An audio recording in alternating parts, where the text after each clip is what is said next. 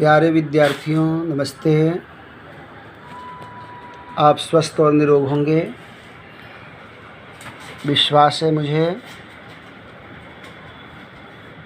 आज से रूटीन बदल गया है और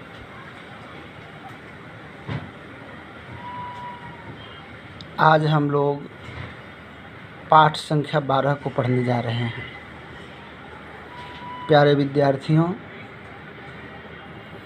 डीएवी आंदोलन में जिन महापुरुषों ने बहुत प्रयत्न करके डीएवी संस्थाओं को बनाया, उसमें महात्मा हंसराज का बहुत बड़ा योगदान है। डीएवी किसी भवन का नाम नहीं है या कोई भी संस्था। उस संस्था में जो अपना सर्वस्व समर्पण करने वाले व्यक्तित्व होते हैं, उन्हीं से वो संस्था बनती है और उसी में से महात्मा हंसराज जी हैं। महात्मा हंसराज का जीवन सदा संयमी और उच्च आदर्शों से भरपूर था। महर्षि स्वामी दयानंद के अनुयायियों में इनका नाम बड़े गौरव से लिया जाता है। उनके जन्म को हम 3 भागों में बांट सकते हैं। उनके परिचय को, प्रथम है जन्म से लेकर के शिक्षा प्राप्ति तक, और यह समय सन 1864 से लेकर के 1885 तक का है। 22 वर्ष का समय। द्वितीय भाग है कि स्कूल तथा कॉलेज के कार्य। यह समय सन 1886 से सन 1911 तक प्रायः 25 वर्ष का है। और तृतीय काल है आर्य समाज तथा राष्ट्र के विशाल क्षेत्र में कार्य करने का।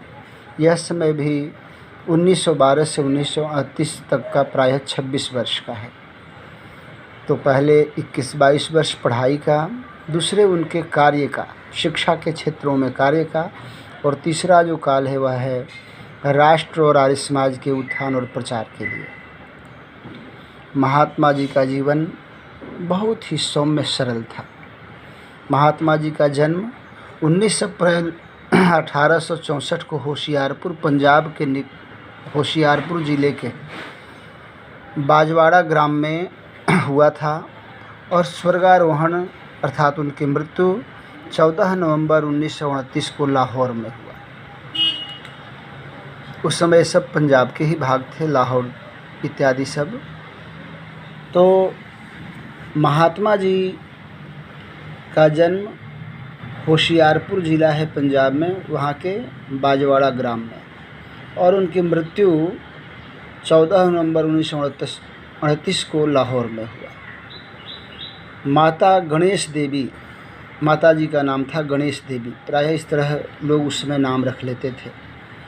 के कोख से जन्मे बालक हंसराज के पिता लाला चुन्नी लाल जी स्वभाव से ही सत्संग प्रेमी और स्वतंत्र विचारों के धारक थे। ये संस्कार बच्चे पर भी पड़े। परिवार साधारण था। 12 वर्ष की आयु में ही पिता का देहांत हो गया था।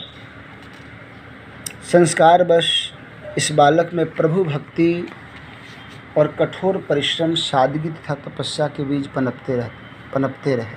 उन्होंने अपनी शिक्षा अपने बड़े भाई श्री मुल्क राज जी के पास रहते हुए लाहौर में पूरी की।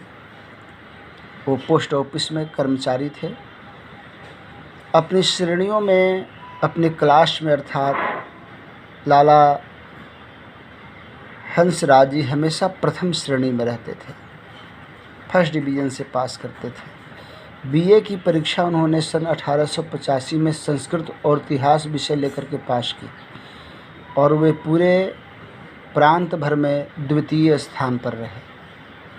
जो उस समय एक ही विश्वविद्यालय था पूरे भारत में, कलकत्ता विश्वविद्यालय, और उसके ब्रांच थे लाहौर में, और वहाँ उन्होंने बीए की पढ़ाई जब कर रहे थे तो उसमें सेकंड पोजीशन उनका पूरा यूनिवर्सिटी में था। बालक और युवा हंसराज का यह निर्माण काल था। पिता के होते हुए भी बचपन निर्धनता में गुजर रहा था। शिक्षा का आरंभ जिस प्राइमरी स्कूल में हुआ वह घर से 3-4 मील दूर पड़ता था, और बालक हंसराज इतने दूर तक 1 मील अर्थात लगभग 1.5 किलोमीटर का होता है। तो इस तरह से इतनी दूर वो पैदल जाते, पैर में पहनने के लिए उसमें जूते भी नहीं थे।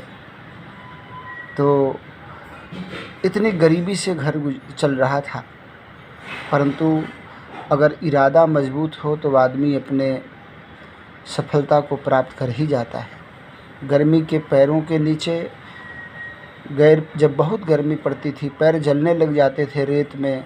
जब स्कूल जाना उनको हो रहा था, उस समय बीच में एक नदी पड़ती थी। रत्ती के रेत जो थे, बालू, वो तप जाते थे धूप में। जब वो जाते थे तो पैर जलने लग जाते थे। तो अपने पहले तख्ती होती थी पढ़ने के लिए बच्चों की, तख्ती लकड़ी की बनी होती थी, उस पर कोयला लगा करके काला करके उसी पर सफ़ेद भट्ठे से या पेंसिल से लिखा जाता था, चौक से। तो जब पैर असह्य हो जाता था सहना, तो उसी पर थोड़ी दूर जा कर के खड़े हो जाते थे, लकड़ी को पलट करके थोड़ी राहत देते थे, फिर चलते थे। बरसात के दिनों में भी नदी को पानी पार करके स्कूल जाना पड़ता था, परंतु पढ़ाई में कभी भी लाला हंसराज को कभी आलस नहीं किए। इस प्रकार पढ़ाई बहुत तपस्या के साथ चल रही थी। मृत्यु से पहले पिता की लंबी बीमारी ने घर को पूरी तरह से गरीब बना दिया था।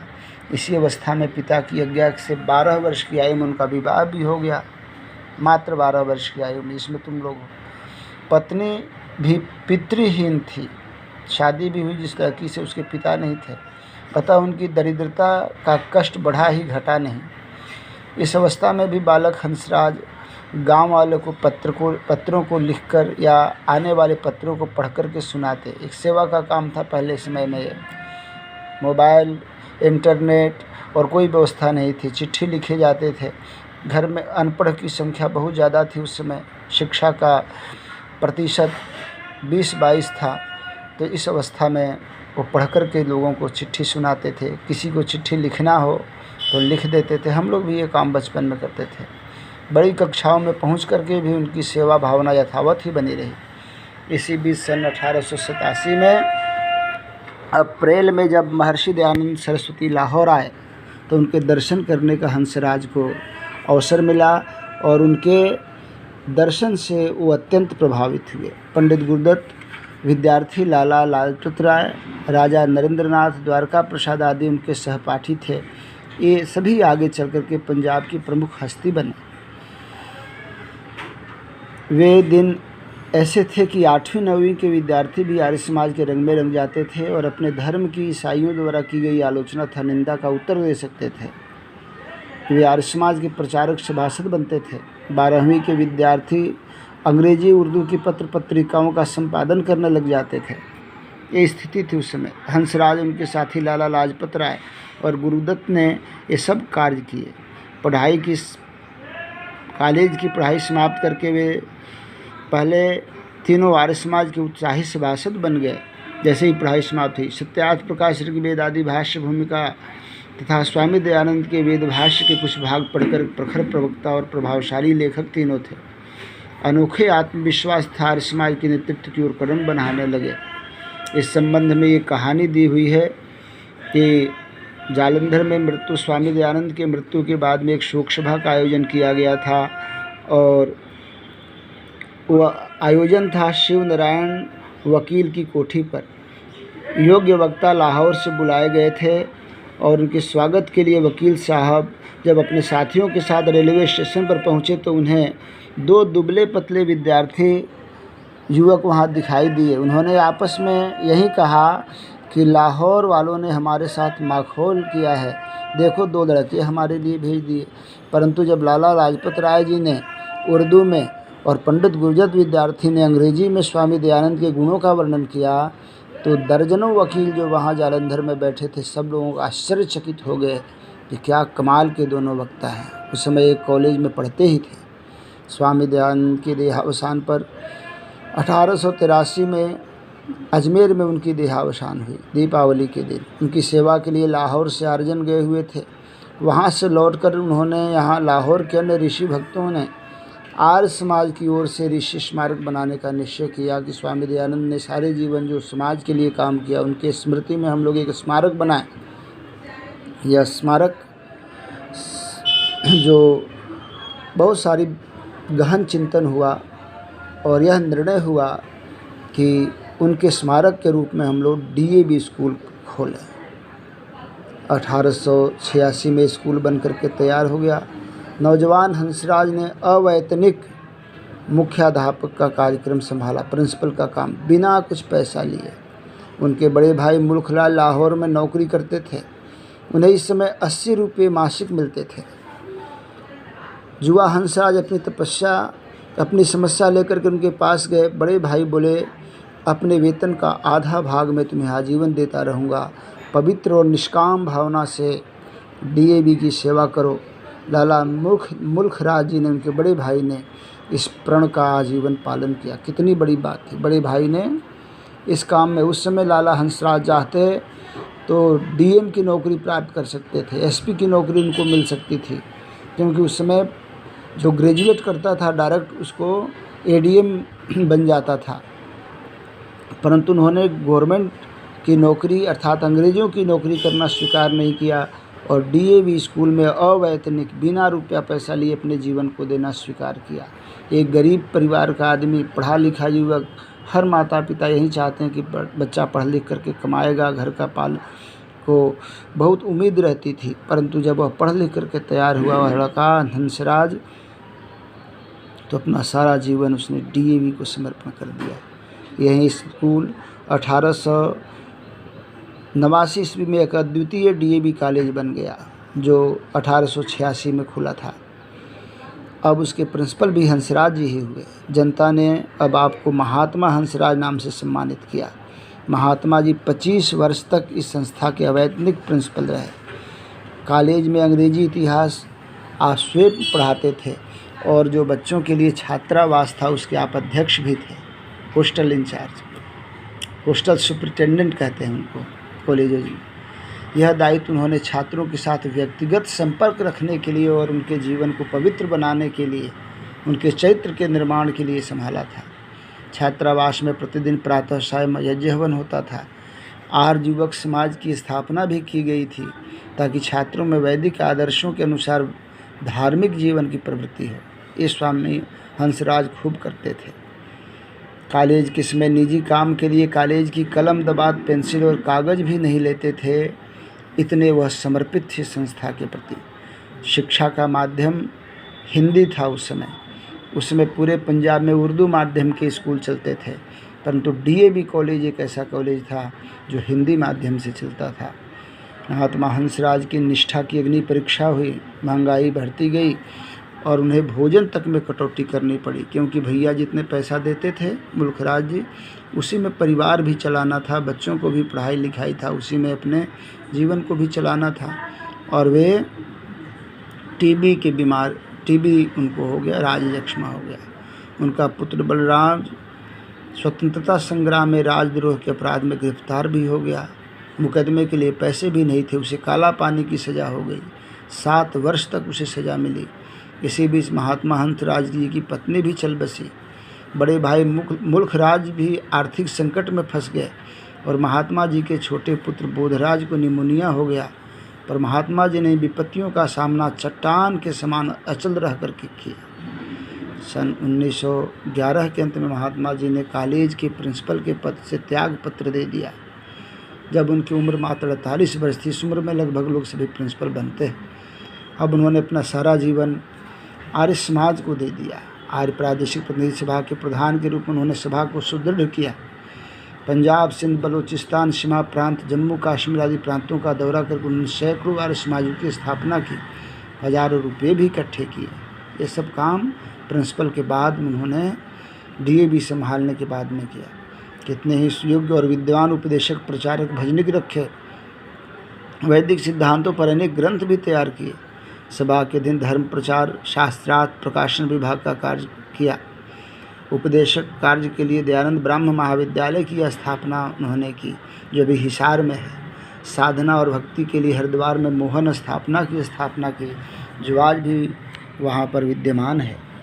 भारत में जहाँ भी अकाल, भूकंप, बाढ़ आदि प्राकृतिक विपत्तियाँ आई, महात्मा जी अपने साथियों सहित वहाँ सहायता के लिए पहुँचे। बीकानेर का चाहे सूखा हो, राजस्थान का अकाल, कांगड़ी का भूकंप, अवध का दुर्भिक्ष, मुल्तान में महामारी, गढ़वाल, उड़ीसा, शिमला, कंगड़ा, जम्मू कश्मीर के अकाल, केरल में हिंदू मुस्लिम दंगा, कोहाट का सांप्रदायिक फसाद, जम्मू कश्मीर पुंछ के विभिन्न स्थानों पर मुसलमानों द्वारा हिंदुओं का उत्पीड़न, क्वेटा का भूचाल आदि संकटों के समय उन्होंने पीड़ितों की सहायता के लिए दिन रात एक करके तन मन धन से बहुत सहयोग किया। लगातार परिश्रम, वृद्धावस्था और शरीर और मोहन आश्रम के जलवायु की प्रतिकूलता ने उन्हें अस्वस्थ और जीर्ण बना दिया। फिर भी उन्हें केवल एक ही धुन थी, समाज का ढांचा न बिखरे, प्रचार का कार्य ढीला न हो, सेवा कार्य बराबर चलता रहे। प्यारे बच्चों, महात्मा हंसराज जी ने अपने पूरे जीवन को बहुत संघर्षों के साथ जिया है। उनके जीवन से हमें यह प्रेरणा मिलती है कि हमें विपरीत परिस्थिति भी जीवन में आए तो अपने लक्ष्य से भटकना नहीं है और अपने लक्ष्य को पूरा करना है। मनुष्य का जीवन निश्चित रूप से क्षणभंगुर है, किंतु जितने ही दिन परमात्मा ने हमें यहाँ भेजा है, हम रह रहे हैं, तो संसार में कोई ऐसा काम कर जाए कि मेरे न रहने के बाद में भी लोग हमें मान और सम्मान के साथ नाम लें, जैसे महात्मा हंसराज जी का हम लोग नाम लेते हैं। डीएवी संस्थाओं को खड़ा करने में उनकी बहुत बड़ी अनूठी पहल थी और उन्होंने डीएम तक की, कमिश्नर तक की नौकरी को छोड़ करके और डीएवी संस्थाओं के प्रिंसिपल के रूप में एक पैसा लिए बिना इस संस्था को उन्होंने खड़ा किया। ऐसे महामना महात्मा को सादर नमन है, जिन्होंने अपनी जिंदगी की आहुति दे करके डीएवी रूपी यज्ञ को आगे बढ़ाया था, प्रज्वलित किया था और इसे अपने लक्ष्य तक पहुंचाया था। प्यारे बच्चों, इस चैप्टर से आपको कम से कम 10 MCQ बनाना है। आप बनाइए, मेरा आपसे निवेदन है। इसमें कोताही मत बरतिए। परीक्षा अब केवल हमेशा MCQ का ही नहीं होना है, वो भी होना है, किंतु MCQ से ही अभी क्वेश्चन आंसर पूछे जाएंगे। तो ये जो अभ्यास है प्यारे बच्चों, इसे भी पूरा करना है।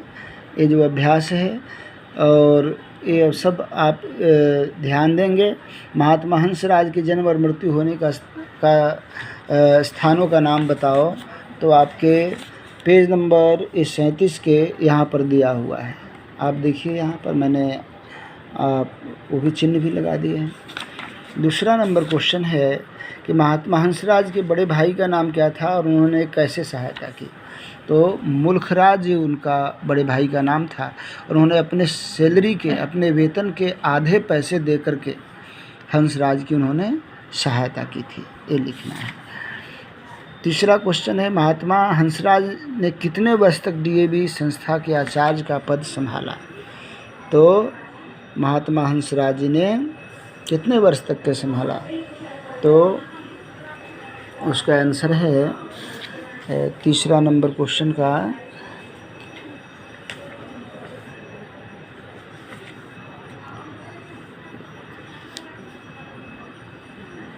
25 वर्षों तक वो संस्था के अवैतनिक, यहाँ देखो यहाँ लिखा हुआ है, 25 वर्षों तक उन्होंने संस्था के अवैतनिक प्रिंसिपल के रूप में वो रहे। महात्मा हंसराज के सहपाठियों में ऐसे किन्हीं 2 का नाम बताओ जो बाद में प्रसिद्ध बने। तो लाला लाजपत राय और पंडित गुरुदत्त विद्यार्थी लिखा हुआ भी है। तो ये दोनों प्रसिद्ध थे। देखो लाला लाजपत राय यहाँ लिखा हुआ है, पंडित गुरुदत्त विद्यार्थी, लाला लाजपत राय, ये सब उनके सहपाठियों का नाम था। और अंतिम क्वेश्चन है कि महात्मा जी का बड़ा पुत्र बलराज क्यों गिरफ्तार किया गया था। तो राजद्रोह के मामले में उनका बड़ा पुत्र राजद्रोह के अपराध में गिरफ्तार हो गया था। अंग्रेजी शासन थी जो उनके प्रतिकूल बोलता था, कि अंग्रेज़ों को यहाँ नहीं रहना चाहिए, तो उनके खिलाफ़ वो लोग केस मुकदमा दायर करके उसको राजद्रोह में फंसा देते थे। यही काम फंसाने का किया। तो आपको 10 MCQ बनाना है। महात्मा हंसराज का चित्र भी बनाना है आपको अपने कॉपी में ऊपर में। फिर महात्मा हंसराज के बारे में आपको 5 से 10 लाइन लिखना भी है। ये सब में से संक्षिप्त करके, ये सब बात जो मैं कह रहा हूँ उसको ध्यान से सुनिए। महात्मा हंसराज का सबसे ऊपर फ़ोटो चिपकाना नहीं, बनाने का कोशिश करिए। न बन पाए तो चिपका दीजिए। फिर उनके बारे में 5 से 10 लाइन में उनकी जीवनी को लिखिए। उनका जन्म कहाँ हुआ, उनके पिता का नाम क्या है, उनका माता का नाम क्या है, किस स्कूल में वो प्रिंसिपल थे, कहाँ, ये सब 5 से 10 लाइन लिखिए। फिर MCQ भी बनाइए और इसके प्रश्नों पर भी लिखिए। ठीक है ना? बहुत अच्छे बच्चे हैं। बहुत बहुत धन्यवाद। आपका जीवन शुभ हो, मंगलमय हो, कल्याणमय हो। माता पिता का आदर सम्मान और सत्कार करें और अच्छा बच्चा बने, तभी आपको DAV में पढ़ाना आपके माता पिता का सार्थक हो पाएगा। बहुत बहुत धन्यवाद।